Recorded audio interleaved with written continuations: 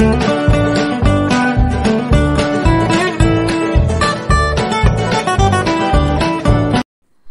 Friends, అందరికీ నమస్కారం అండి.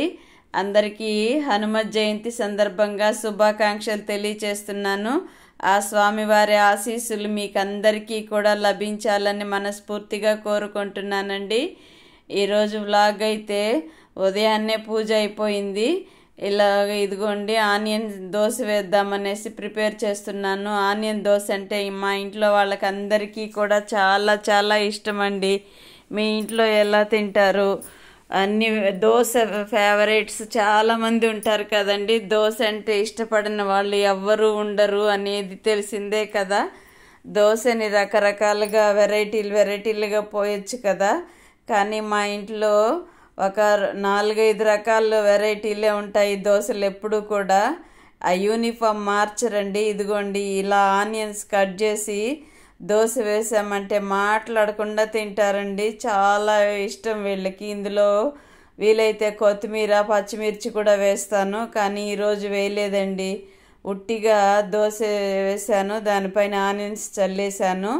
ఇలా కూడా చేస్తూ ఉంటాను. కొత్తిమీర మార్కెట్కి వెళ్ళి తేవడం మర్చిపోయానండి. ఇంట్లో వాళ్ళు కూడా మర్చిపోయారు. అందుకే ఉండేటివే సర్దుదాం ఇలా కూడా వేస్తూ ఉంటాను. అప్పుడప్పుడు మీకు అన్ని విషయాలు చెప్పేస్తూ ఉంటాను కదా. ఇంట్లో ఏవేవి ఉన్నాయి ఏవేవి లేవు అనేది కూడా మీకు చెప్పేస్తూ ఉన్నాను.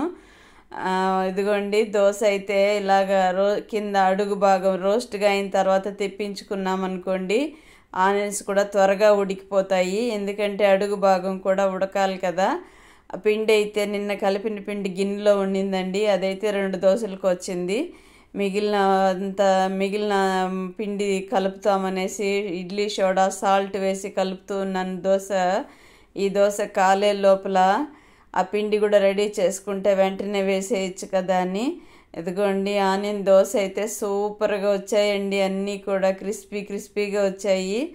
అడుగు భాగం క్రిస్పీగా వచ్చాయండి. ఇలా కాని చేసామనుకోండి చాలా బాగుంటాయి దోశలు. ఇందులోకి పల్లీల చట్నీ కారం కాంబినేషన్ బాగుంటుంది. అదే చేశాను. మీరైతే ఏం చేశారు? ఈరోజు టిఫిన్ ఏంటి? ఈరోజు హాలిడే కదా, చిన్నపిల్లలు ఉండే వాళ్ళకి హడావిడిగా ఉంటుంది కదండి. మొన్న ఒక వ్లాగ్ పెట్టానండి. మీరు నా ఫ్యామిలీ ఫ్రెండ్స్ చూసారో లేదో తెలియదు. సత్యత గురించి పెట్టాను. సత్యత అంటే శ్రీరామునికి భక్తి భావంతో కొలిచిన హనుమంతుడు కూడా సత్యవంతుడేనండి. ఒక్క సత్యవంతుడు హరిశ్చంద్రుడు అని చెప్తూ ఉంటాం కదా. కానీ భక్తిలో చూస్తే హనుమంతుడు కూడా సత్యవంతుడేనండి. సత్యమైన మనసుతో సత్యమైన హృదయంతో మనసా వాచ కర్మణ ఒక్క రాముని పూజే చేశారండి. ఆయన ఒక్క రామునితోనే తన జీవితాన్ని సమర్పణ చేశారు. ఒక్క రాముని జతలోనే ఆయన ఎంత భక్తి పార్వస్యంతో రాముణ్ణి కొలిచారు మీకు తెలుసు కదా. రాముని పాదాల చెంతే తన స్థానం అని నిరహంకారిగా కూర్చున్నారండి. పాదాలు ఏవి తగిలించుకుంటాం, జోళ్ళు తగిలించుకుంటాం కదా. మనమైతే కూర్చుంటామా అండి? నాకు మంచి సీట్ ఇవ్వలేదు అని చెప్తూ ఉంటాము ఎక్కడికైనా వెళ్ళినా. కానీ అదిగోండి ఆనియన్ దోశ అలా వేగితే చాలండి. కొంచెము గోల్డిష్గా కాలాలి. అదిగోండి అలా కాలితే సరిపోతుంది. మరీ ఎక్కువ వేగినా కానీ ఆనియన్స్ టేస్ట్ ఉండదండి. నేనైతే అలాగే చేస్తాను.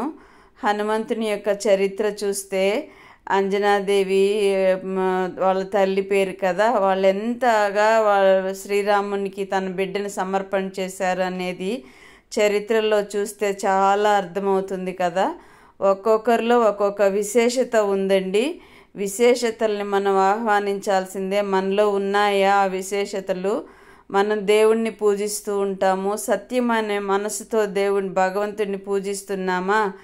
ఆ హనుమంతుని యొక్క విజయ విహారం మనం చేయగలమా? పరిస్థితుల పైన ఎన్ని పరిస్థితులు వచ్చాయండి. రాముని తరపున తన జీవితాన్ని సంపూర్ణంగా అర్పణ చేసి ఎన్ని పరిస్థితులను అవలీలగా దాటుకున్నారు. ఒక్క రామనామ జపంతోనే తన అన్ని విజయాల్ని సాధించారు.